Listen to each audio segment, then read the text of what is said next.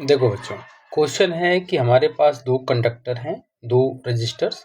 जब उनको हम पैरेलल में जोड़ते हैं तो नेट रेजिस्टेंस आता है 7.5 और जब सीरीज में जोड़ते हैं तो नेट रेजिस्टेंस आता है 40 ओम।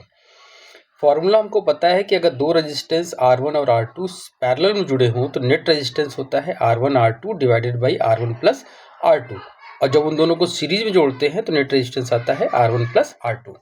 अब हम वैल्यूज को पुट करते हैं, यानी कि R1 R2 divided by R1 plus R2, ये आ गया आपका 7.5 ओम, ये क्वेश्चन में दिया हुआ है। और R1 प्लस R2 दे रखा है कितना, 40 ओम।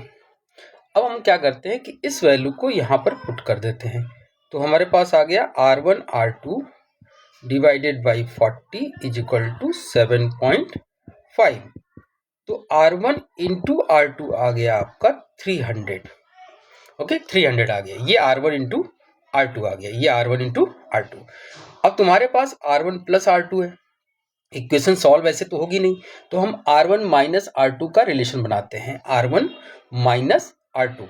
तो R1 माइनस R2 की आइडेंटिटी होती है under root R1 plus R2 whole square minus 4 R1 R2। अब इस फॉर्मूले में, इस आइडेंटिटी में मैं R1 प्लस R2 की वैल्यू डाल देता हूँ। तो R1 प्लस R2 है आपका 40, तो 40 का स्क्वायर करोगे यहाँ पे तो हो जाएगा 1600 square. 1600 minus 4 into R1 into R2 कितना है 300, तो ये आ गया 1200 माइनस 1600, ये आ गया 400, यानी कि इज इक्वल टू 20। तो R1 माइनस R2 आ गया आपका 20 ओम। ओके, अब हम नेक्स्ट शीट पे देख लेते हैं। अब देखो, R1 प्लस R2 है तुम्हारा